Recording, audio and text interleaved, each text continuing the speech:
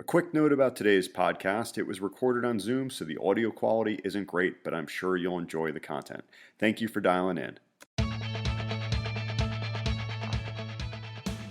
Welcome to the Refs Need Love To podcast, a show that gives you a real, raw, and behind-the-scenes view of one of the hardest jobs on the pitch, the referee. I'm your host, David Gerson, a grassroots referee with 7 years of experience and over 1,000 matches under my belt. You can find me at refsneedlove2.com and on TikTok under the same name.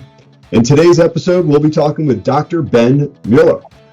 Ben is a teacher, author, and speaker. He's taught classes in health education, wellness, fitness, and mathematics for over 17 years from middle school to college level. And he doesn't just talk about fitness, he's also a referee. That's right, he's officiated over 2,000 soccer matches from youth to adult level and has been a referee, coach, and instructor. And on the fitness side, he has qualified and competed in the National Triathlon Championships 3 times. So glad to have him here. Welcome, Ben. Good to be here, David. Thank you for having me. Oh, it's my pleasure, man. This is definitely a great topic. I did my workout this morning. Excellent. Reading your book, Attain Peak Referee Fitness. This is not just a generic book. It's actually about being a ref and being fit as a ref. How did you get started down this path of writing this book? Well, I've been a runner and a triathlete for a long time, and enjoyed refereeing soccer for a long time as well, ever since I've been 16 years old.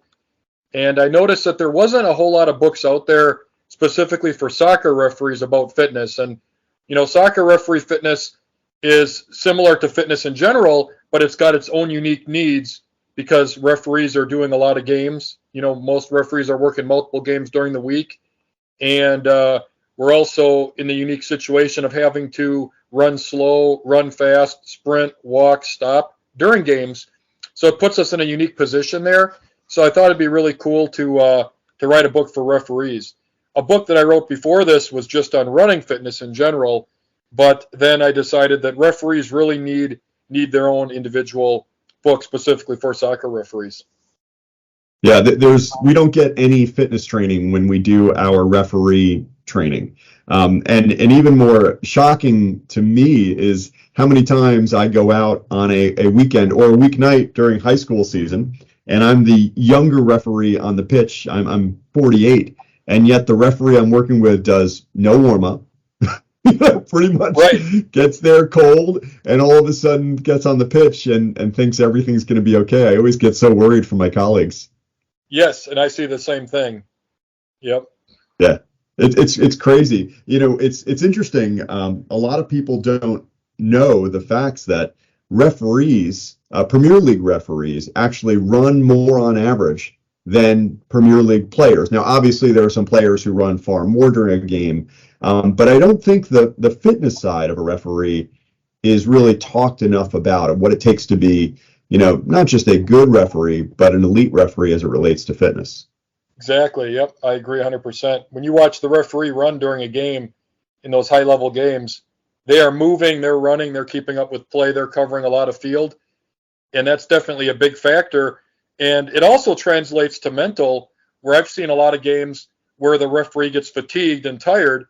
Not only are they away from the play, but they're not mentally alert to make that call that they need to make or deal with that misconduct. So I think it kind of translates into when you get physically tired, you get mentally tired. So you want to have that extra endurance as well.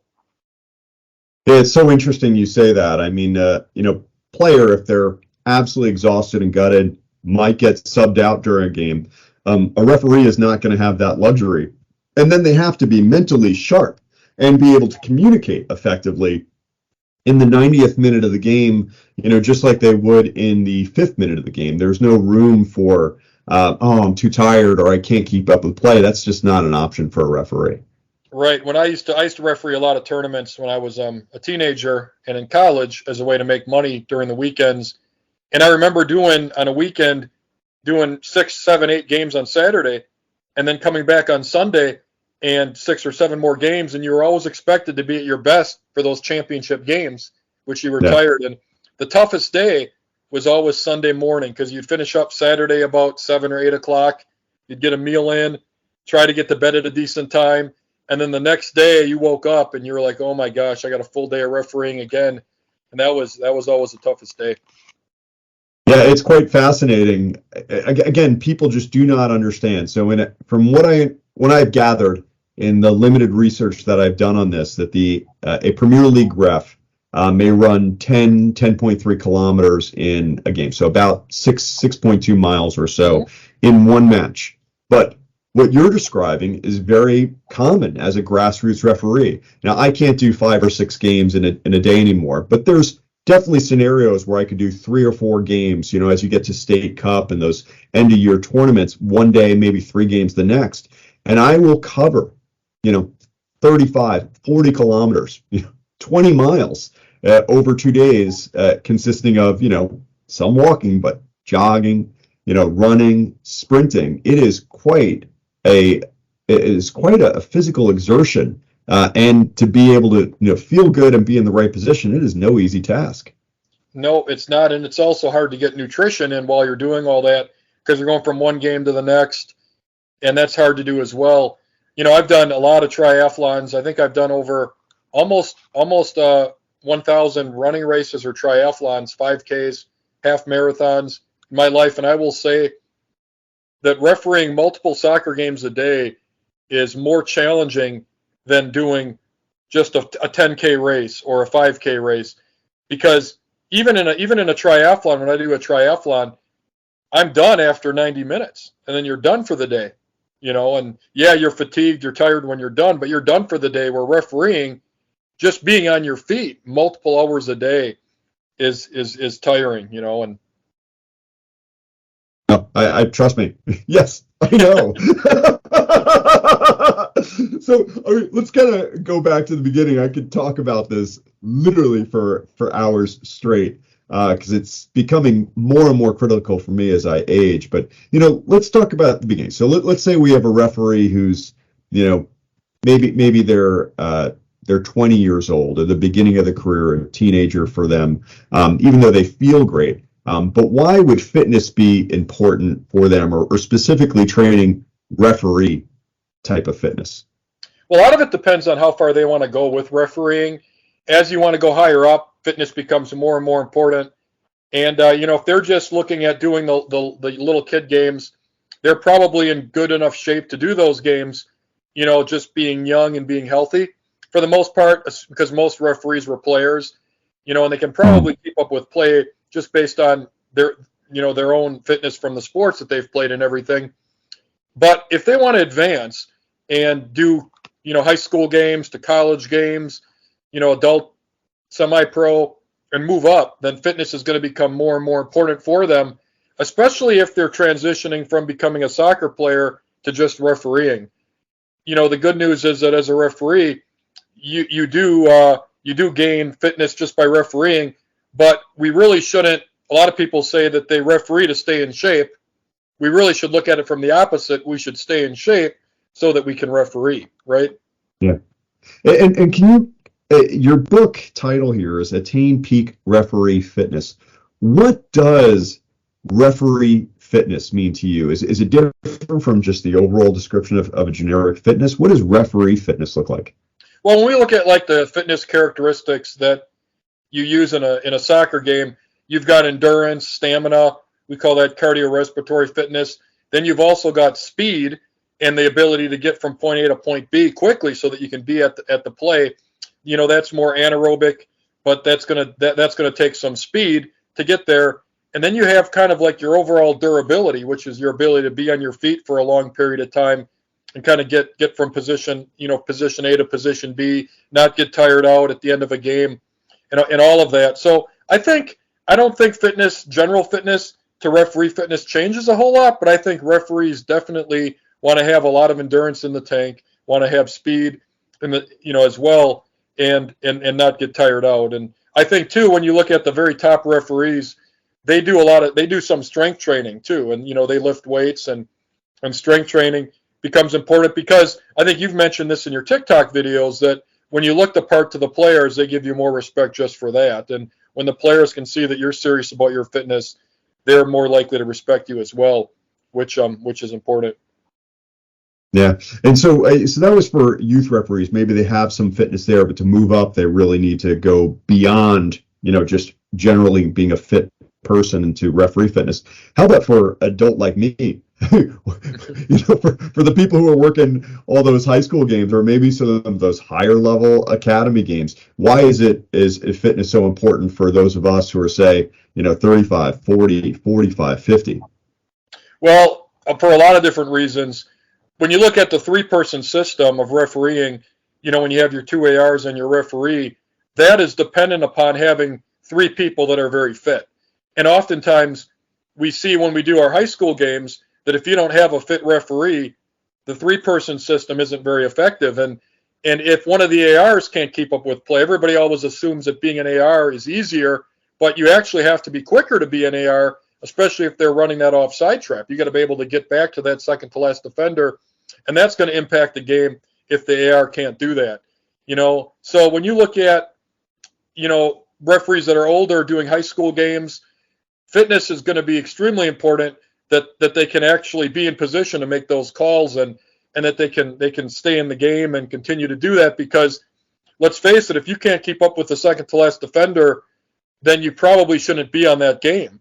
And oftentimes the trap that we have, and I'm in Illinois, and if I go to 10 high school games, and I'll be real honest, there's maybe one or two where the AR is actually keeping up with the second to last defender, and most of the ARs are kind of cheating. They're not keeping up with the second to last defender.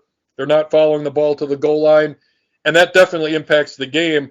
But then you too have just general health, and if you want to referee into your 50s and 60s and 70s, you're going to have your health. And if your fitness isn't there, if your health isn't there, your refereeing career might not go as far as well.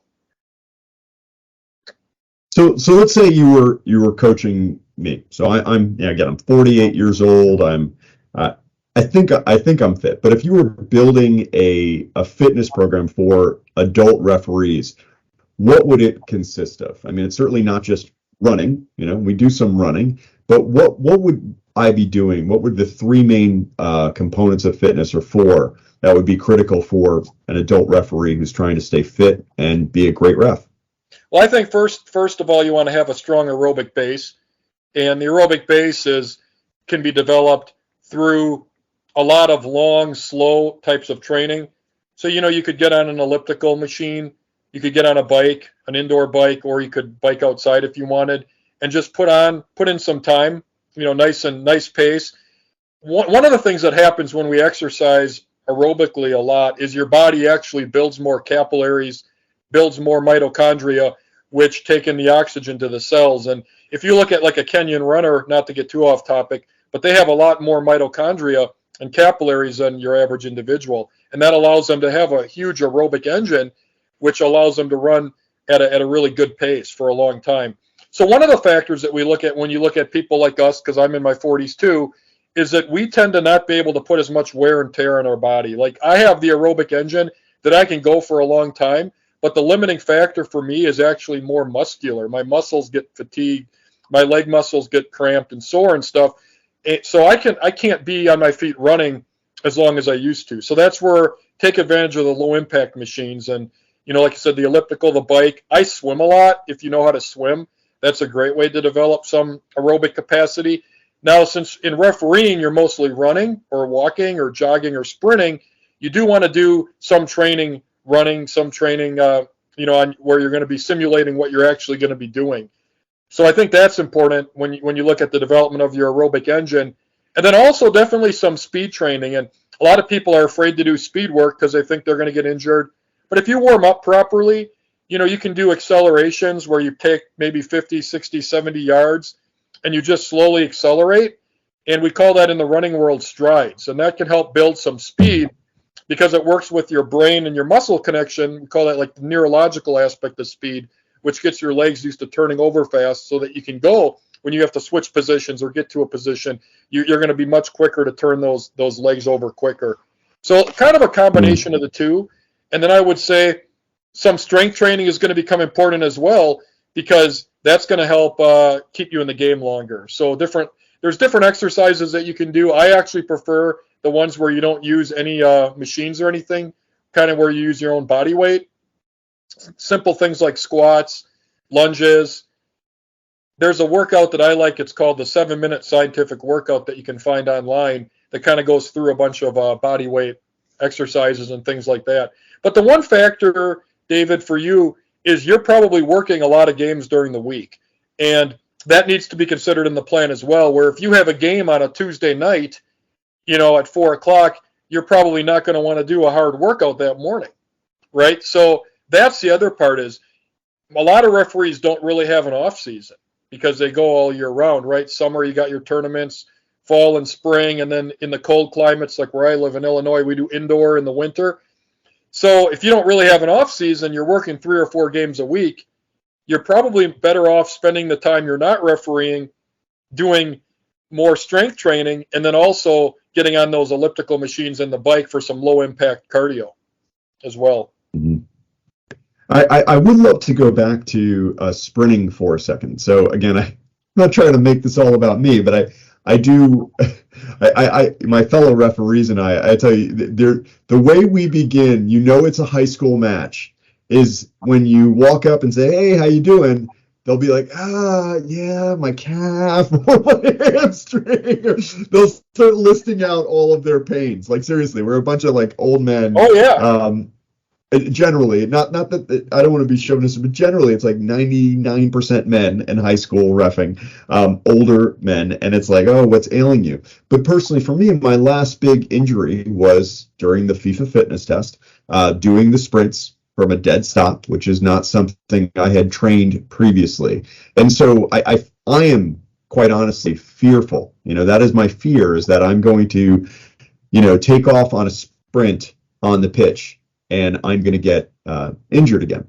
And so, I certainly, run my fair share on the pitch. I had a 6.5 mile game a couple weeks ago. I felt really good about. But any advice specifically for building up your ability to sprint as a referee and hopefully not get injured? Yeah, that's a great question. Well, sprinting speed is basically how much power you can generate. And that's going to be muscular, and then also the neurological component as well. And everybody's different. Now, me, for example, I'm as slow as a turtle. I never have been fast. I was gifted in the endurance world, but I don't have much speed. So, there's people in there. I remember taking the referee fitness test when I was going for my type 7 or my level 7 badge back when they called it that back in 2004. And I was embarrassed because I was 20 and there were guys that were in their 60s out sprinting me. So I've never been fast. And you can only, they always say, like, distance endurance athletes are made, sprinting is more genetic. That said, you can definitely develop speed. So first of all, I want to talk about the injury and things like that. So you probably were already doing this, but it's amazing how many referees don't. Make sure to start off with a nice dynamic warm-up. And, they talk about that in soccer, that soccer referees even should do a dynamic warm-up. Things like butt kicks, high knees, just different types of, those leg swings are important, especially. Take 10 minutes to do a nice dynamic warm-up before you just go out and sprint or do some speed work. And then I would start off with just doing some nice, easy strides where you're going to be running a little faster than, what you would if you were running at an easy pace, but not necessarily a full-out sprint to kind of get yourself there. And, that should help with the injuries. I know one guy I used to ref a lot with had hamstring issues, and I showed him the kind of the leg swing exercise where you just kind of swing one leg up. Or I don't know if you know what I'm talking about. You got the side-to-side leg swings. Yeah, I do. Sometimes they call them the Frankenstein, I think. And that helped him with the hamstrings. But building speed, that's where you can do things like plyometrics. And plyometrics, I have to be a little careful of myself because I can be kind of injury prone, and my knees and my joints can kind of get me. So I do what I call quiet plyometrics, which are when I do, like, if I do jumping squats, I won't actually jump. I'll just kind of swing up, and then I'll get on my toes and things like that. But plyometrics are really good for helping to develop that speed and that strength. And then also, like I said before, strides every once in a while. So when you get done with a nice long slow workout of some sort, do a couple of pickups, do a couple of strides. when you get on the soccer field, as part of your dynamic warm up, do a couple of not necessarily full out sprints, but where you're picking up the speed as well. And if you're really trying to improve raw speed, another good way to do it, and most people hate these, but hills. Hills are a great way. Find yourself a hill, and if you want to go for more power, find yourself a steep hill that takes you anywhere from 5 to 15 seconds to run up, and then do a couple sets of those. Or if you want to go for more speed endurance, find yourself a less steep hill that maybe takes 30 seconds to 45 seconds to run up, and then run up the hill, walk down, run up the hill, walk down. And the key is, when you're trying to improve speed, is you actually want your recovery time to be longer than the work time, which a lot of people have a hard time with, because when we're trying to improve endurance, we want the recovery time to be shorter or less than the work time. But when you're trying to improve speed, you actually want the recovery time to be longer. You want to actually give your body more rest before you do another interval. So that's why you would walk down the hill and then kind of go back up. And stairs is another excellent way to do that, if you can find yourself some stairs and run up the stairs. But the other thing too is that you don't want to necessarily, as you alluded to, risk injury. So I always say, you want to gain speed, but at the same time, you want to also keep that kind of in the back of your head, that you don't necessarily want to risk injury. So don't overdo it. Realize what your limitations are at the moment when you're out there on the pitch, and I think that's important as well. That a lot of times we forget. How about this is something my wife throws at me often, but stretching. And I'm talking, I let me tell you, the dynamic warm up has been a game changer for me personally over the last 6 months. I will say, at that FIFA fitness test, I was there with my son, and they almost didn't let me in, thinking I was like a parent or someone older trying to use the track. I kid you not, it's a true story. True story. They were like, no, you can come back in a few hours. I'm like, no, dude, I'm here to take the test. So there were all youngsters around. No one was warming up. I didn't do a proper dynamic warm up. Now I start every match with a good dynamic warm up, and I feel much better and much more confident out there. But stretching in general, do you do just stretching during the week, or is it part of your workout routine? You start, end with it, or is it isolated? What do you do? Well, that's a great question. I always think of stretching. There's two types. You got your dynamic, and then you got your static. And the stretching, the static stretching has really taken an interesting twist in fitness and research lately, where they're now kind of saying that they're not quite sure its effectiveness in terms of, like, in terms of if it makes you any faster, if it really reduces risk of injury and all that stuff. Now, I'm someone that my flexibility is terrible, and it's almost embarrassing. And I can say I wish I were more flexible. So my personal belief is that I take time to do it. But I know as I've done more reading and research, there's the static stretching. If you do static stretching at all, we know that it should be done after the workout is done, or after the soccer game is done. You don't want a static stretch before. That actually will increase risk of injury and make you slower. And there's a reason for that. There's a scientific reason for that. It has to do kind of with like stretching a rubber band. But most of the athletic trainers would agree with me on that. And if you ever get to a game early, like a soccer game early, and you watch the top teams, they're doing dynamic stretching. Right. They're not doing static. Now, there's always a few players that'll then do a few static stretches off to the side. I always tell people, if they really feel they need the static stretch, make sure to do it after a dynamic warm-up. So dynamic first, then static. But David, what I've really turned to for myself is yoga. And I do yoga, I'm a teacher, so I don't have a ton of time. And I do my workouts in the morning. But I actually take 5 minutes to do a yoga routine in my classroom in the middle of the day. And I find that it does kind of help with the flexibility and just generally also kind of giving you a little bit more energy for the rest of the day. So I've started to do, and I just do basic yoga. I don't do the hardcore yoga. I looked up something called the sun salutation, and that's the one that I do. And it's kind of fun going from one yoga pose to the next. But the other kind of stretching I would suggest doing is, if you can get yourself one of those stretching ropes. I actually have one in my bag that allows you to like lock in your feet, and then you can stretch with a rope, and you can kind of get a deeper stretch. That can help as well. I'm still a firm believer in static stretching, but do it after the workout is done while your muscles are warm. But I know the research has kind of taken an interesting twist. I even read something where they were actually considering removing flexibility from the components of fitness. You know, when you look at your components of fitness, you've got endurance, cardiorespiratory, you've got muscular strength, muscular endurance, and then flexibility was always one of them. And there was actually this push to get flexibility out because they found that, well, flexibility isn't as important as muscular strength and all that, which I know is somewhat controversial, and different people will take different sides on that. But I'm still a believer in the static stretching as well. Cool. So one question I want to get to before we wrap up is specifically about nutrition and then recovery, nutrition and recovery as a topic. But nutrition-wise, in advance of matches, say a day or two before. I know we should always be eating healthy all the time, but what are you encouraging referees to make sure that they're going to perform on game day or the day before? What should they be thinking about in regards to nutrition? Did you say before, like the day before?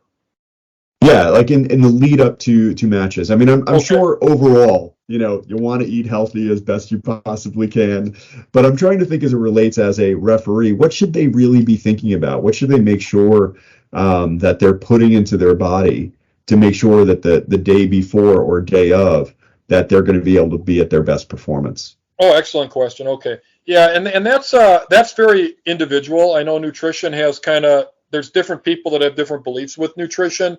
You know, you got your people that believe in the keto diet, and then you've got your people that believe in the vegan diet. So there's different point of views on that, and different experts take different sides on that.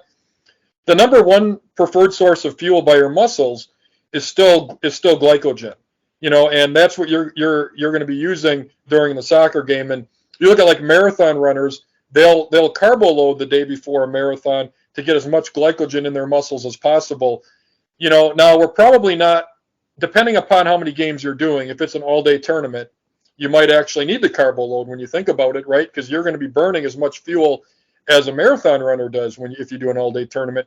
But if you just have one game, you're probably not necessarily going to have to carbo load for that one game, but you still want to keep healthy food in your body for the game. So that's where I always suggest, it's kind of like the day before I have a triathlon or something, just a go-to meal that you're used to, and that that's not going to upset your stomach or anything. Just something simple that has carbohydrates, that's not very high in fat. You know, nothing that's going to be a shock to your system. And you know, if you got a soccer game the next day, it's probably not a day to experiment with a new type of food. Save that for after the game, right? So you're going to laugh at me, but my go-to meal before every triathlon that I do is always Jimmy John's. I find a Jimmy John's. And say that one more time. You broke up one more second. You said the meal you have before triathlons is what? Is a Jimmy John's sub. Jimmy John's makes a good sub. Sub, man. And it's got the bread and a little bit of meat, you know. So that's actually my go-to. But I also kind of want to emphasize the importance, of course, of hydration. And you know, if you're refereeing a game, you're on your feet running for 90 minutes. You may want to consider something with electrolytes. So, you know, Powerade Zero, Gatorade Zero, or even Gatorade, you know, that has those electrolytes as well. You know, it would maybe be beneficial, especially on a hot day. And so, last question for you: what about recovery? I think that's something. I'm sure I'm not doing a great job with my recovery. I mean, again, I'm a parent of 3 teenagers, and I work a full-time job. When I do get to ref, you know, okay, I get that escape on the field, but then it's right back to life. And I don't really think a lot about my recovery. Is there any recommendations you have for referee recovery? Yeah, with recovery, there's really the only things that really make you recover better are time, let your body heal, nutrition, putting in the right food. So after a game, that's where you want some carbs, some proteins. You've got about 30 minutes for that optimal time. So that's where something like chocolate milk is actually research has shown that has the right ratio of carbohydrates to proteins. So that would be a good post-game beverage to kind of refuel. And then sleep is important, getting enough sleep every night. All those special recovery gadgets that they have today, you can certainly use. But I will tell you that people today don't recover any better than they did 100 years ago.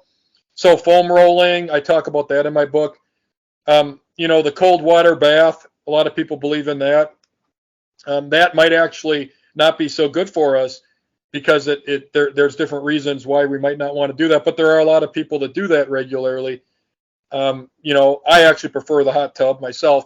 But that's not. But recovery, we have to understand that's an innate process, and we exercise. When we exercise, our body doesn't really know why we're exercising. It thinks we're doing it for survival, and because of that, you actually get more fit as you exercise. But that's only after you recover. And one of the challenges too is the amount of games that you're doing. No referee should really be doing one hard game on Monday, then a hard game on Tuesday, then a hard game on Wednesday. And that's where I have to tell a lot of referees that are older, you might want to take Tuesday off. And I know that we're in the challenge of the referee shortage, but for optimal recovery, you really have to you really can't go hard every day. You have to take easy days. You have to take recovery, and time is really your best resource for recovery. And when you're feeling sore after a game, that's actually microscopic muscle fiber damage that you have, and that'll heal over time, but it takes time, and it's really an innate process that takes place there.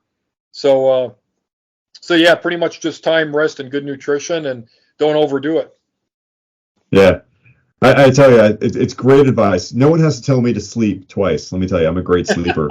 But I will actually tell you, I feel like I'm in the best place I've been from a fitness perspective as a referee in probably at least 6 or 7 years. And it's funny, I used to have a lot of Achilles tendonitis or like some soreness after every single game, couldn't even walk the next day. But I've done more plyometrics. I've done more jumping rope. I've done, the lunges and squats and those jumping squats as well. And it's, because I've gotten stronger and built my muscles up, I'm not having that same type of wear and tear on my joints and my tendons and my legs. And I feel better and I'm able to perform better on the pitch. And so I think it's just so important for refs out there to not. We have to take our fitness seriously. If we want to perform at our best, it has to be both mental and physical. And you're going to get great benefit from all that as well, because when you exercise, your bones, your muscles, your tendons, your ligaments, they get stronger. And current research has actually shown that cartilage in the knee, if given proper recovery, also gets stronger. So what you're doing is going to go a long way for long-term health as well. So not only are you having fun on the soccer pitch, but you're doing great things for your body and keeping yourself healthy. And the main message I like to tell people is just don't overdo it. If you're not feeling physically, like if you're sore, if you're feeling injured, then back off a little bit and maybe do it for a couple of weeks, do the little kid games or something where you don't have to run as much, and yeah, the most important thing for me is just not going to the gym with my 18-year-old son. Because that's the last time I got injured was, benching, with an 18-year-old young man. That's usually when we get injured. Still has not recovered. That's usually when we get injured is when we try to do somebody else's workout. I'm telling you. Know what works for you. You know what your limitations are, and keep on building on that. But when we try to push ourselves and do somebody else's workout, that's almost always where we get injured. Ben, man, this has been a fascinating conversation. I've read most of the book. I'm about halfway through right now. I'm all over the place, but I really have enjoyed everything, and I've enjoyed connecting with you via TikTok, and just sincerely appreciate your time, man. This has been a very enjoyable and enlightening conversation. Thank you so much, David, and I have to give you kudos for the hard work that you do on your TikTok and everything, because you're doing a wonderful thing for the referee world, and you're definitely reaching a lot of people. So thank you so much for having me. It was a pleasure. My pleasure. All right, I'm going to go ahead and close it out now. I hope everyone enjoyed today's pod. Fitness is key to being a great referee, but it's also critical for your overall life. It's not just for players, it's for refs as well. If you like today's pod, please check out my website, merch at refsneedlove2.com, and my TikTok of the same name. I appreciate your support, and as always, I hope your next game is red card free.